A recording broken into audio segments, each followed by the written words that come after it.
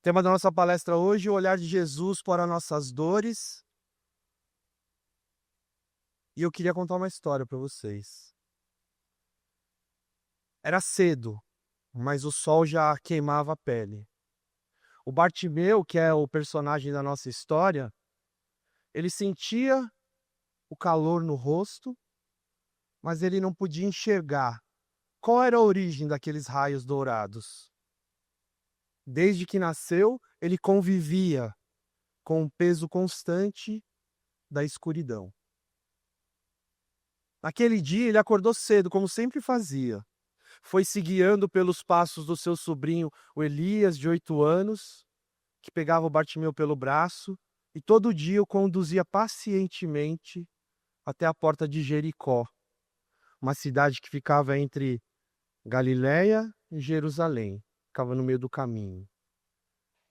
Ali Bartimeu sentava na beira da estrada, abria o seu pano na frente, pano já gasto pelo tempo, e esperava que as moedas caíssem. O barulho, o som das sandálias na poeira da estrada era o sinal de que os viajantes estavam se aproximando. O cheiro das especiarias, o mugido dos animais se misturavam com a poeira suspensa no ar. Quando Bartimeu ouvia aqueles sons, ele dizia: "Uma esmola, pelo amor de Deus de Israel, uma esmola." Alguns passavam em silêncio, alguns deixavam uma moeda mais para se ver livre daquele incômodo do que por compaixão. E Bartimeu estava acostumado com isso, com esse peso da dependência, do desprezo, da humilhação silenciosa, de ser considerado um pária para aquela sociedade, alguém dependente, alguém que é um peso para aquela sociedade. Não havia cura, não havia trabalho, não havia esperança de que um dia ele pudesse enxergar o rosto dos seus familiares ou a cor do céu. Alguns, a maioria, acreditava naquela época que ele nasceu assim, com a cegueira, por culpa dos pais, por pecado dos pais, o que era difícil para Bartimeu entender. O fato é que, naquele dia, tinha um burburinho diferente na estrada. Passos apressados, pessoas falando alto. E um nome se destacava: Jesus, o Rabi da Galileia. Jesus, aquele que cura os enfermos. Jesus, o que faz cegos enxergarem. O coração do Bartimeu disparou. As mãos começaram a tremer. E ele se permitiu, depois de muito tempo, considerar a possibilidade: será que eu posso enxergar? E resolveu agarrar essa oportunidade. E gritou: Jesus, filho de Davi, tem piedade de mim. As pessoas que estavam em volta: shh, fica quieto, não atrapalha. Jesus, filho de Davi, tem piedade de mim. E ao contrário daquela sociedade que ele aprendeu que não lhe dava ouvidos, não prestava atenção, Jesus parou. Jesus ouviu. Jesus prestou atenção. Pediu que chamassem Bartimeu, ele se aproximou e perguntou: o que você quer que eu faça? Bartimeu disse: eu quero enxergar. Jesus pousou a mão sobre a fronte dele e disse: vai, a tua fé te curou. Essa é a história de Bartimeu, está no Evangelho de Marcos, de Mateus, de Lucas. No Evangelho a gente só sabe da história a partir do momento que Jesus chega na estrada. A gente fez aqui um exercício de imaginação para entender quem é essa pessoa que estava ali na frente de Jesus. Para entender que cada pessoa que, quando está diante de Jesus pedindo auxílio, tem uma história. tem necessidades. E é por isso que se coloca diante de Jesus. E por que é interessante para a gente olhar para essa história? Quantas vezes nós não nos sentimos como Bartimeu? Se é que não estamos nos sentindo dessa forma hoje. Sentindo um cansaço, sentindo um desespero, uma falta de luz, de um caminho que nos guie.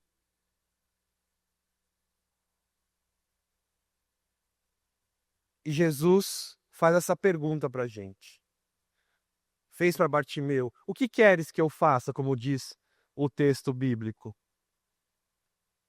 Mas espera aí, Jesus não sabia que ele queria enxergar? Porque em vários momentos do Novo Testamento, da Bíblia, Jesus olhava, encontrava alguém, sabia quais eram as necessidades, sabia o que aquela pessoa precisava ouvir, sabia tinha a capacidade de perceber isso, e a doutrina espírita fala isso pra gente, né, que espíritos de alto calibre têm essa capacidade de, olhando para alguém, perceber todas as necessidades, porque tudo que a gente pensa, sente, cria, né, um campo de imagens, informações. Esses espíritos superiores conseguem acessar isso. Jesus não sabia que ele queria enxergar? Claro que sabia. E por que ele perguntou: o que você quer que eu faça?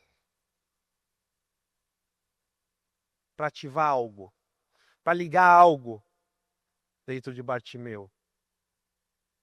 Dar autonomia a quem está necessitando de ajuda. A consciência do que está pedindo.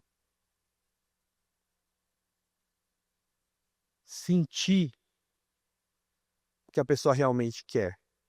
Ativar algo ali. E muitas vezes nós nos vemos diante dessa necessidade de pedir a cura física, o alívio, a paz, a iluminação para Deus, para Jesus, para espíritos que nós consideramos superiores, sempre movidos por algo. Porque ninguém pede ajuda quando está tudo bem, certo, pessoal? A gente se move, a gente se movimenta, a gente pede, a gente suplica quando as coisas não estão bem. E vivendo num mundo como o nosso, tão desafiador, esses momentos às vezes são constantes. Esses desafios. E o que nos move é isso, a dor. A gente estava fazendo a preparação antes de começar a palestra e veio esse assunto, né?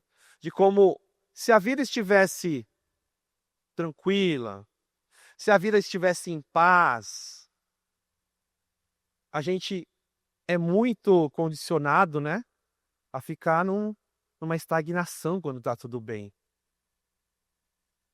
Só que a gente aprende com a doutrina espírita que estar aqui nesse mundo, no mundo como a Terra, que é um local de espíritos ainda em aprendizado, é só, né, sei lá, acessar um site de notícias, ler as últimas notícias, ligar um noticiário, a gente vai ver. É um local de espíritos ainda cheio de desafios. Espíritos que ainda estão tentando entender onde é que está a felicidade. A felicidade está aqui em seguir essa religião, em gostar de tal coisa, em possuir tal coisa. Onde é que está essa felicidade? E a gente vai batendo cabeça. A gente se encontra nesses caminhos uns com os outros, sempre nessa busca. Então somos espíritos que precisamos de aprendizado. E qual a forma da gente aprender, da gente se mover? A dor chega com essa responsabilidade. Só pensar, por exemplo,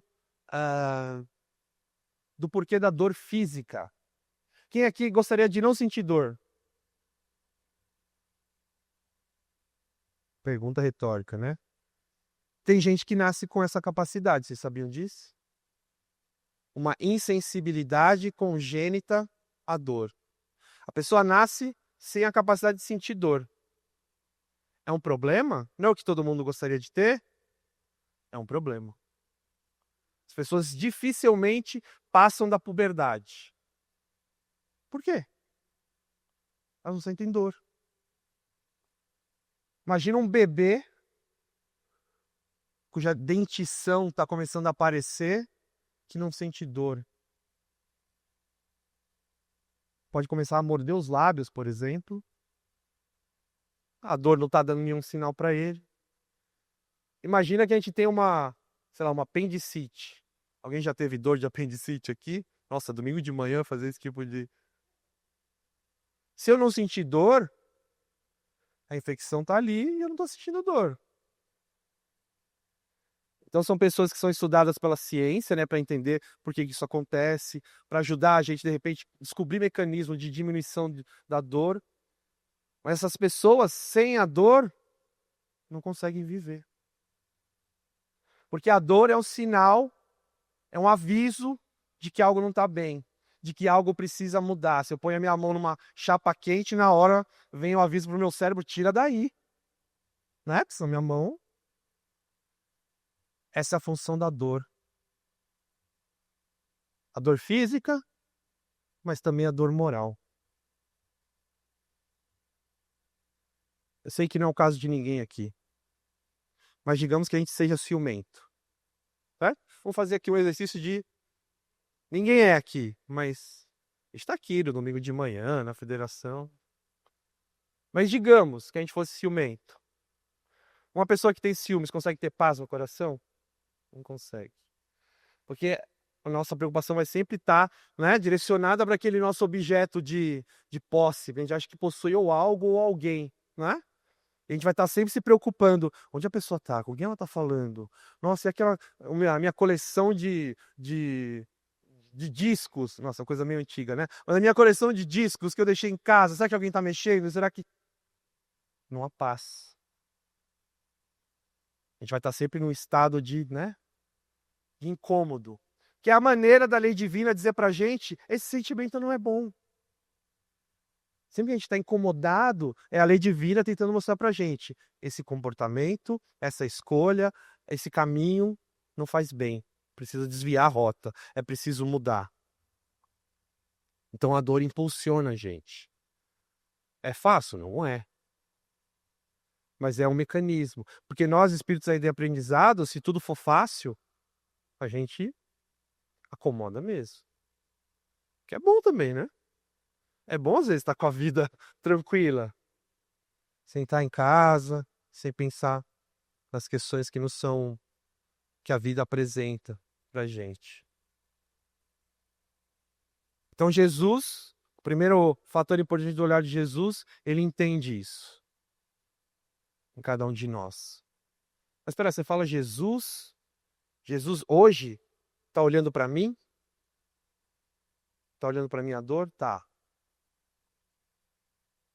Porque espíritos desse nível, eles conseguem abarcar, compreender um planeta, entender o que passa no coração de cada um das pessoas que estão ali. Não é um exercício, pelo que diz a doutrina espírita pra gente, né, de imaginação. E é uma capacidade que todos nós vamos desenvolver no nosso caminho espiritual. Nossa, tá longe, mas vamos chegar. Porque nós somos imortais. Tá? Quando Jesus pergunta para Bartimeu, o que você quer que eu faça, mesmo sabendo da necessidade dele, ele está querendo abrir uma chave ali. Da autonomia. Entender o quanto se quer aquilo, o que se quer. Porque logo depois Jesus fala algo que é muito importante nessa passagem do Bartimeu. Que Jesus diz, a tua fé salvou. Mas não foi Jesus que curou? Ou foi a fé de Bartimeu? Quando Jesus fala, o que você quer que eu faça? Se ele chegar na nossa frente agora e perguntar, o que você quer que eu faça? O que ele espera da gente? Que a gente internalize essa pergunta, analise a situação que a gente está, se pergunte qual que é a minha maior necessidade agora. Para mudar isso, eu estou disposto a fazer a minha parte? Jesus está esperando tudo isso da gente. Para Bartimeu pensar, agora que você vai enxergar, está disposto a não ficar Você quer isso, né? De não estar mais à beira do caminho, dependendo da sociedade dar o seu sustento, aí buscar aprender um novo trabalho, algo que ele nunca pôde fazer, porque não se podia fazer isso naquela sociedade. Quem tinha esse tipo de deficiência, quando Jesus pergunta o que quer que eu faça, está despertando todos esses sentimentos e reflexões lá no Bartimeu, em cada um de nós. Porque a gente quer o alívio, a gente quer a cura. Mas o alívio e a cura, muitas vezes, exige da gente também uma parte nossa. Por isso Jesus devolve a pergunta, ele traz a pergunta para a gente. E para entender o quanto nós confiamos que podemos mudar, que podemos sentir esse alívio, traçar uma nova rota. A fé. A fé enquanto certeza. Quanto Bartimeu acreditava que podia realmente começar a enxergar? Porque essa força é importante.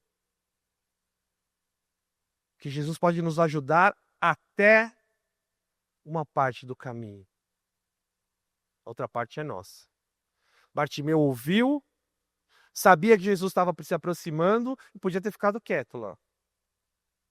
Mas acreditou, é a minha chance. Jesus, filho de Davi, tenha piedade de mim. Oh, fica quieto, não atrapalha. E ele repetiu, segundo o texto bíblico. Até que Jesus ouviu e parou, prestou atenção. Ele fez o seu movimento. Demonstrou que tinha fé. E os espíritos que nos amam, querem o nosso bem, eles dizem o quanto ter essa fé, essa certeza no que se acredita dentro de nós, quanto isso é importante. No livro Evangelho segundo o Espiritismo, essa confiança naquilo em que se acredita, eles falam dessa fé. A fé dessa criança aqui que se joga no colo do adulto. Depois que a gente cresce, a gente faz isso tranquilamente, se jogar no colo de alguém, deixar cair para trás, esperar que a pessoa... A criança pula. Por que a criança pula? Vai falar, não tem tanta noção do perigo, mas confia. Se a criança hesitasse um minuto, né? Uma pequena dúvida de que o adulto não ia pegá-la, ela não vai. Mas quando a criança se joga assim, a confiança é plena. Porque entendeu, né? Fez parte. E aí o Evangelho segundo o Espiritismo, no seu capítulo 19, que fala da fé que transporta montanhas, que é o livro, né, da doutrina espírita, que fala do Evangelho de Jesus, dos ensinamentos de Jesus. O Kardec reúne ali uma série de ensinamentos dos espíritos e traz algumas interpretações de algumas passagens dentro da visão do Espiritismo. E nesse capítulo que fala da fé, ele nos fala quanto a fé forte, robusta, dá para a gente uma perseverança, né? Aquela persistência em correr atrás de um objetivo, da energia, os recursos necessários para a vitória sobre os obstáculos, tanto nas pequenas quanto nas grandes coisas. Ou seja, a certeza daquilo em que nós acreditamos, que nós vamos construindo dentro da gente, em relação aos nossos projetos de mudança de vida, em relação à fé religiosa, o quanto aquilo realmente faz sentido para mim, vai me dar essa força. Pode nos dar essa força. Que é o que estava presente em Bartimeu naquele momento. Essa certeza. É o Jesus, o Rabi da Galileia, que cura os enfermos e que faz os cegos enxergarem. E aquela dor já estava ali, pesando demais para ele. Agora, chegar nesse nível de fé para nós é sempre um grande questionamento. A gente tem muitas dúvidas sobre isso. Como chegar nesse nível de fé? Porque é uma construção íntima. Ninguém vende fé na farmácia, né? Nem fala, toma aqui um pouquinho da minha fé para você. Uma construção íntima, essa certeza. E dentro de cada um de nós aqui, de quem está aqui em cima também, essa fé está num nível. Essa certeza no que se acredita. E quando ela é vacilante, O mesmo texto lá no capítulo 19 diz pra gente, isso traz incerteza, será mesmo? Hesitação, de que se aproveita os adversários que devemos combater. Adversário aqui não no sentido de pessoas, mas adversários internos, que cada um de nós traz, as nossas dúvidas, as nossas será que, a falta de confiança em nós mesmos. Essa pessoa que tem a fé vacilante, segundo o texto, não vai nem procurar os meios de tentar vencer aquele obstáculo, que nem acredita que vai conseguir. Nossa, mas isso vai desde as pequenas, como a gente viu antes, das pequenas às grandes coisas. Desde mudar um hábito alimentar, não é? A resolver um grande obstáculo da nossa vida. E como a gente constrói isso? É reflexão, é oração, é pedindo essa iluminação, mas principalmente a doutrina vai nos dizer de forma, quanto mais fizer sentido, quanto mais for racional o que vai sendo proposto e colocado para nós, mais essa fé vai se fortalecendo, porque a base vai ser forte, a base da minha fé, da minha certeza. Porque se a minha certeza se baseia em coisas que podem ser questionadas facilmente, em coisas que eu vacilo. Nós estamos numa casa espírita, o espiritismo nos traz uma série de conceitos, de ideias que visam ajudar a gente a construir essa certeza no que se acredita. Porque apela para a nossa razão, apela para o sentimento também. Porque às vezes a gente fica falando muito em fé racional, razão, fé racional, e esquece que essa certeza produz em nós um sentimento, uma confiança, um amor por aqueles que querem o nosso bem, que não desistem de nós, que são esses espíritos amigos, que são os nossos familiares que se foram e velam por nós. O Espiritismo, então, vai dizer pra gente, por exemplo, da existência de Deus, da existência de Deus. Vai ajudando a gente a compreender isso da melhor forma, que não é fácil pra gente. A gente ainda tem aquela imagem, né, do velhinho sentado no trono, que, pela vontade, assim. O Espiritismo diz que não é bem isso, né? A inteligência suprema, a causa primeira de tudo. Se a gente olha para o nosso universo, está tudo ali funcionando tão perfeitamente que matematicamente, né, quem estuda isso, consegue definir o movimento dos planetas, as órbitas, tá tudo ali, tudo tem uma lógica. O acaso cria isso? São as leis da matéria que fazem com que tudo isso funcione assim. Mas alguém tem que ter criado, algo tem que ter criado essas leis da matéria. Também foi o acaso? O acaso produz inteligência? Ou um efeito que inteligência tem que ter uma causa que é inteligente? O Espiritismo vai convidando a gente a refletir, entender que aquela imagem de Deus, que é difícil a gente se desvincular, não cabe mais pra gente. Que é essa inteligência, é a causa de tudo. Mas diz também pra gente que é amoroso, que é misericordioso, que é justo. Fala a razão, mas fala também sentimentos. Convém a gente entender, se é uma inteligência suprema, tem que ser justa. Não pode dar preferência, certo? A gente se incomoda com injustiças, ou não? Demais. Então o Espiritismo chega e fala, por exemplo, pra gente, Jesus não foi criado, Jesus, já perfeito. Jesus conquistou toda essa sabedoria, essa evolução ao longo de diversas encarnações. Um dia Jesus começou do zero como nós, o Espiritismo diz. Nossa, para muita gente essa é uma ideia que ofende e tá tudo certo. Mas se a gente olhar para o lado de que isso traz uma justiça para essa força que a gente considera Deus, que não privilegia ninguém.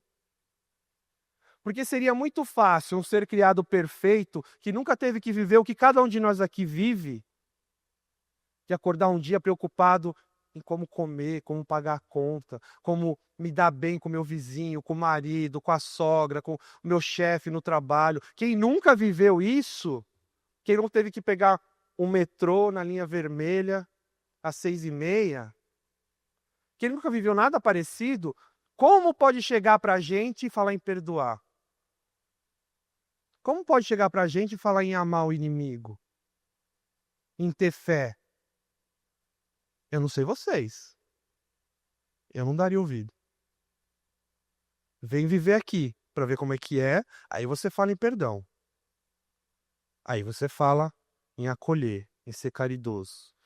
Mas é o que a doutrina espírita diz pra gente. Jesus viveu tudo isso. Você está querendo dizer que Jesus, então, pelo Espiritismo, um dia passou por uma desilusão amorosa? Provável. Está querendo dizer que Jesus um dia pode ter tido uma reencarnação no planeta em que ele acordou preocupado em como ter que trabalhar, ganhar o seu sustento? Sim. Porque ninguém, pelo que o Espiritismo nos apresenta, sai lá ali da criação como um espírito, né, sem nenhum aprendizado, simples, e chega ao nível de Jesus sem experimentar a convivência, sem experimentar o que é viver, lidar uns com os outros, sem experimentar estar num planeta que ainda está no seu equilíbrio, que tem dia que está um frio, tem um dia que está um calor. Não chega essa sabedoria que Jesus tem se não viver tudo isso. E aí é uma lógica que cada um se questiona se faz sentido ou não. Mas é assim que a doutrina espírita nos apresenta. E através das escolhas de Jesus, seu comportamento, ele chegou a ser esse mestre que é para nós. Sendo o guia e modelo, como a doutrina espírita nos diz, para nós que estamos começando ainda essa caminhada, estamos no meio, né? Num pedaço da caminhada. Não dá para a gente saber que ponto a gente está, porque a gente não tem ideia de onde a gente pode chegar. É difícil para a gente entender. E o Espiritismo diz que a gente já existia, por exemplo, antes de nascer aqui. Nossa alma não foi. Nós, enquanto alma, não fomos criados quando saímos lá da barriga da nossa mãe ou quando fomos concebidos. Nós já existíamos antes. Nós somos espíritos que viemos do mundo espiritual para o mundo material. E que aí temos diversas chances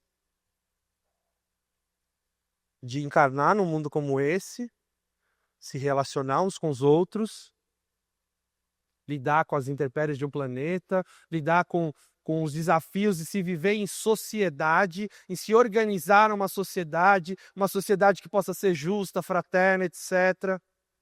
Quanto ainda a gente está aprendendo isso? Quanto nos falta chegar nesse ponto? Mas é experimentando, é praticando que a gente vai aprender. Então a gente tem diversas existências para isso. Para isso a doutrina espírita nos diz. Lembrando, estou trazendo aqui os conceitos da doutrina que podem ajudar a gente a fortalecer aquilo, a nossa confiança naquilo que a gente acredita. Não preciso nem deixar a minha religião se eu tenho uma outra religião. São só reflexões que o Espiritismo propõe que eu posso guardar para mim, levar comigo ou não. E a cada existência dessa eu posso acertar, eu posso errar. Que a gente ainda não chegou na perfeição em relação às outras criaturas de Deus. E o que é uma das coisas mais consoladoras, se eu errar, se eu cair, eu tenho outra chance. Porque Deus, lembra que eu falei, segundo a doutrina espírita, é bom, justo e misericordioso. Nós vamos ter quantas chances forem necessárias. Quantas? Posso demorar? Pode. Só que quanto mais tempo a gente leva, o que acontece? Aqueles comportamentos que não estão adequados geram o que na gente? Dores. É, a escolha é nossa. O quanto a gente quer permanecer nesses comportamentos. A gente vai ter quantas chances forem necessárias, mas a gente escolhe o tempo que a gente vai passar por esses comportamentos. Mas as chances vão ser dadas. Porque a gente vai progredindo, o Espiritismo diz. A gente sai de um ponto, vai crescendo. A gente nunca volta no que a gente aprendeu. A gente nunca perde o que aprendeu nessas existências todas. Posso parar um tempo, ficar estacionado, Né? Sabe quando a vida fica tudo em ordem? A gente não faz muito esforço para... Fico lá estacionado. Não perdi o que eu... Mas também não estou fazendo nada. Isso pode acontecer. E por causa disso, o Espiritismo nos diz que nós somos imortais. Quando esse corpo aqui deixar de funcionar, e ele vai deixar de funcionar, porque a matéria é assim, é uma lei natural, eu sigo vivo. Cada um de vocês segue vivo, segundo a doutrina espírita. Aqueles entes queridos que já nos deixaram seguem vivos.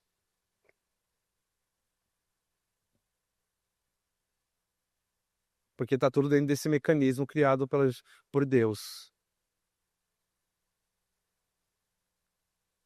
E aí o Espiritismo dá essa informação que nós podemos nos comunicar com os espíritos. E Kardec se aproveitou disso, e hoje nós nos aproveitamos disso nas nossas casas espíritas, para ouvir com quem já foi, para aprender com quem já foi. Porque tudo isso aqui vai fazendo mais sentido quando alguém fala para a gente disso também. Então, por exemplo, quando Kardec começou a receber as comunicações dos espíritos, ele queria saber como que é a vida. Você está feliz? Você está triste? Você está revoltado? Por que você está assim? Como você viveu na Terra? Você foi bom? Você não foi bom? Você era caridoso? Era egoísta? E aí vai se criando uma lógica. Daquelas pessoas que eram boas, faziam esforços, não perfeitas, mas que faziam esforços para serem pessoas melhores. Quando desencarnavam lá no mundo espiritual, quando iam dar o seu testemunho, eu estou bem. Ter lidado com essa enfermidade me fez bem, porque eu precisava, né, me entrar em equilíbrio em relação a isso. E aí algumas coisas vão fazendo mais sentido quando a gente ouve os testemunhos de quem já nos deixou. E com todos esses princípios, a doutrina vai convidando a gente a fortalecer a nossa fé, a certeza daquilo em que nós acreditamos. Que é o que Jesus quis tocar quando perguntou para Bartimeu: o que você quer que eu faça?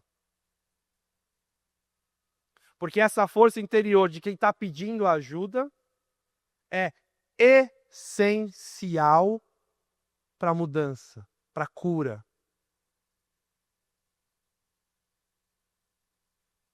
Porque a gente movimenta energias, fluidos, o nome que a gente queira dar, mas a gente movimenta coisa positiva a nosso favor. Quanto maior é a nossa certeza, quanto maior é a nossa esperança.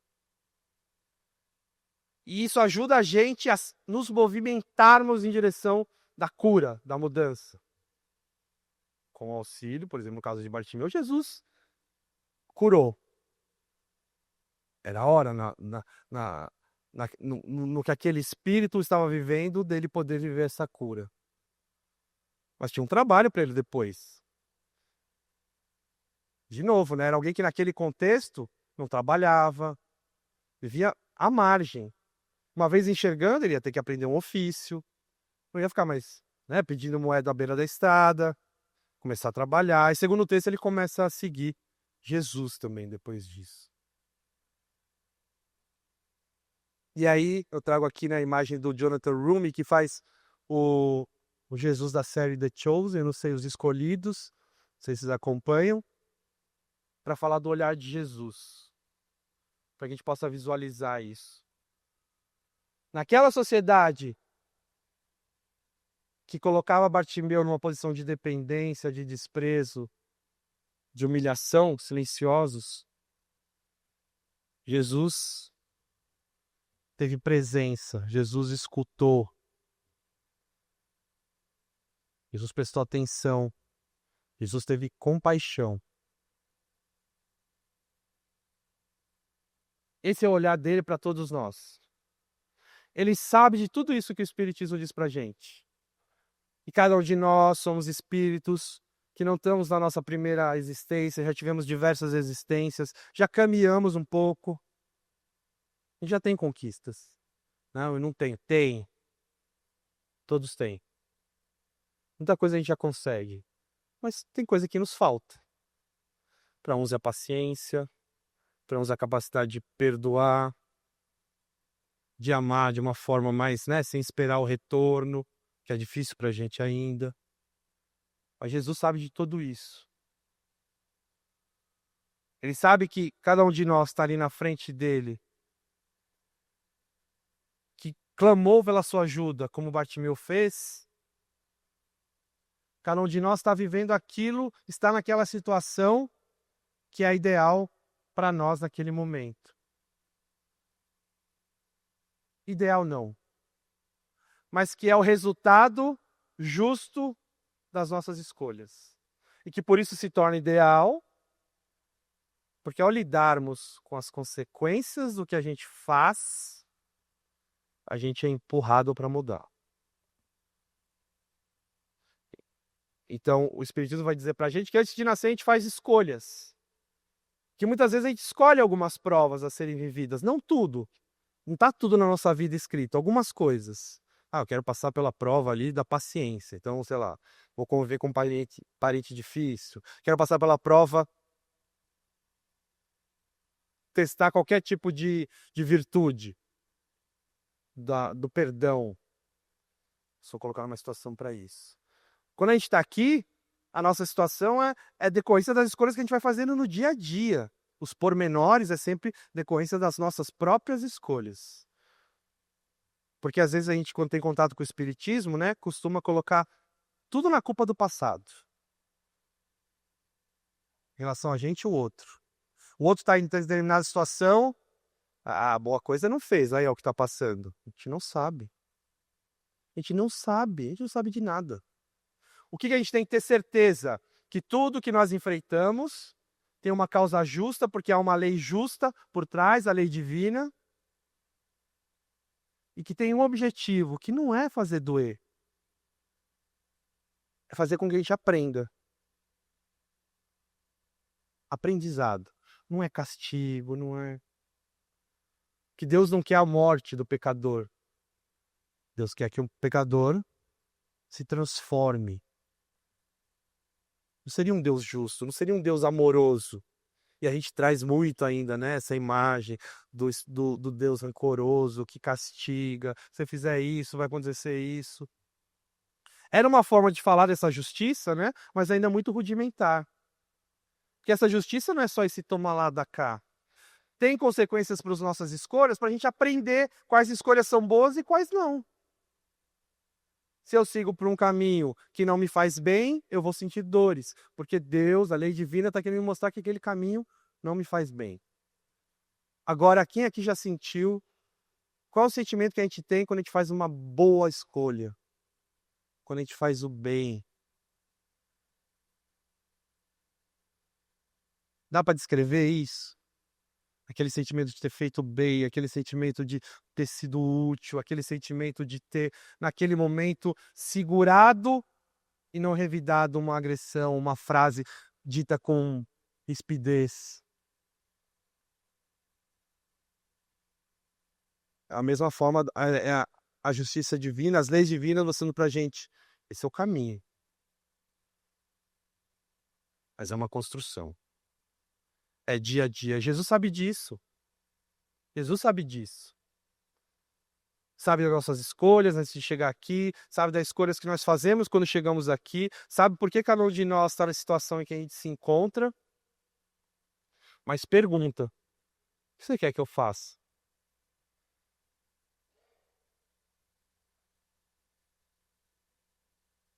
O olhar dele é para a gente lembrar, como Bartimeu foi lembrado, que a dor não torna a gente invisível para Deus.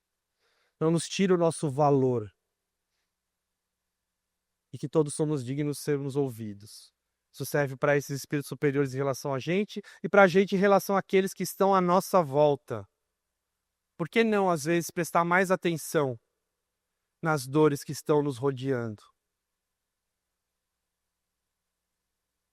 E lado a lado, de mão dada, auxiliar.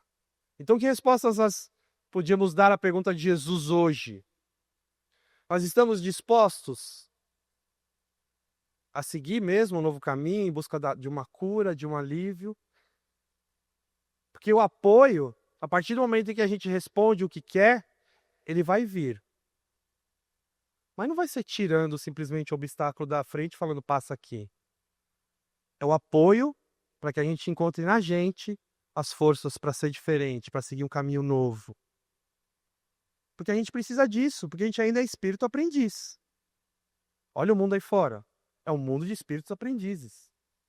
Então a gente precisa de lições. Os espíritos superiores são os nossos irmãos mais velhos que estão lá indicando, ó, esse caminho não vai fazer bem, vai por aqui, perdoa aqui, tenta ser paciente aqui, porque eles sabem o caminho que leva à felicidade, pois já passaram por esse caminho. E aí a gente para e ouve. E a gente está disposto a isso? A questão que a gente tem que se fazer é essa. A gente tem a prece, que é um guia infalível para a gente ter um norte, pedir forças. A gente tem casos como essa, né, que vão chamando a gente à reflexão, fazendo a gente questionar as nossas dificuldades, buscar auxílio, porque tem hora que a gente não sabe nem responder que ajuda a gente precisa. É ou não é? Tem hora que a gente não consegue nem dizer onde é que dói exatamente. Mas a gente precisa desse primeiro momento só de acolhimento. Senta aqui, ó. Vamos pedir que Deus te ampare. Vamos te dar esse auxílio, para que a gente aos poucos tenha um respiro para pelo menos poder responder a pergunta, entender o que eu preciso fazer agora para mudar. Jesus, me ajuda nisso. Espírito superior, me ajuda nisso. Meu espírito amigo, familiar, me ajuda nisso.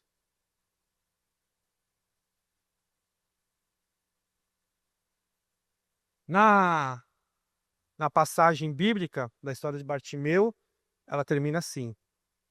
E logo viu, né? Bartimeu enxergou e seguiu a Jesus pelo caminho. Quer dizer, então, que se eu pedir a ajuda de Jesus, eu tenho que virar um trabalhador de Cristo, todos os meus dias serão dedicados a ele? Não, não precisa disso. Mas é um convite para a gente sempre, por sermos espíritos ainda com as nossas dificuldades, olharmos para o exemplo de Jesus. O que ele está convidando a gente a fazer? O que eu posso implantar no meu dia a dia, na minha convivência, na minha família, no meu trabalho, no transporte público, no trânsito? O que eu posso fazer diferente? Porque fazendo o que a gente faz, do jeito que a gente faz até hoje, o que isso está nos trazendo? Aí não tem como mudar. Se eu continuo fazendo o que eu sempre fiz, estou numa situação dolorosa, eu preciso mudar. E é esse apoio que Jesus está oferecendo, que os bons espíritos estão nos oferecendo quando a gente se dispõe, pela fé que nos dá apoio a buscar essa ajuda, com a confiança de que ela virá e ela virá. Não fazendo por nós o que tem que ser feito por nós, mas dando apoio, dando acolhimento. Que é que nem criança na escola, né? Quem tem criança pequena assim. Não dá pra gente ir lá na escola fazer a prova por ela. Não dá pra gente fazer o trabalho e entregar a lição. Às vezes tem pai que faz isso, né? Mas não dá pra fazer tudo pela criança, porque a criança tem que aprender por ela. A gente pode dar apoio, a gente pode dar auxílio na matéria, a gente pode comprar um bom material, a gente pode falar, não desiste, a gente pode. Mas fazer, estudar, fazer a prova, quem tem que fazer é a criança. Assim somos nós diante da evolução. Os espíritos superiores podem nos ajudar, dar todo o apoio, mas tem coisa que é com a gente. Então Jesus pergunta: o que queres que eu faça? E a gente faz esse exercício. O que eu estou precisando agora? Quando isso chegar, quando essa mudança chegar, eu estou disposto a seguir esse novo caminho, essa nova forma de viver? Eu estou pronto para isso? Jesus era um pedagogo do mais alto nível. Ele sempre instigava reflexões. Isso é estudado, ainda hoje a gente está tentando entender, né? Ensinamentos como esse. Que ele está sempre convidando a gente a ser protagonista das nossas escolhas, ter, né, a rédea da nossa vida. Porque as nossas escolhas é que definem o nosso futuro. Está na nossa responsabilidade. Mas ele dá o caminho, né? Pega na nossa mão alguma coisa, a gente tem que passar para aprender. Não é fácil. Claro que não é. Fosse fácil, né, pessoal? Se fosse fácil, provavelmente a maioria de nós não estaria aqui hoje, nesse domingo de manhã. Mas a gente vem em busca de algo que dê uma luz, que dê um suporte, que nos empurre para a mudança, que nos fortaleça. Deus pode fazer isso por nós. A doutrina espírita chega com esses ensinamentos, não convidando a gente para do dia para a noite nos tornarmos pessoas perfeitas, mas convidando a gente para refletir, para considerar a possibilidade de mudanças, de esforço rumo a mudanças. Entendendo o que a gente está fazendo aqui, o que eu sou. Ou a gente vai deixar a vida levar a gente, né? Deixa a vida me levar, a vida leva eu. Ou vou pegar a rédea, falando, a vida é minha. Por que eu estou nessa situação? Que conduta que eu estou tendo que está me colocando aqui? Jesus, me ajuda. O que você quer que eu faça? E aí que a gente esteja preparado para responder essa pergunta. Quando esse olhar se voltar para nós. E perguntar, o que quer que eu faça? O que você quer que eu faça? Que a gente já tenha feito todas essas reflexões.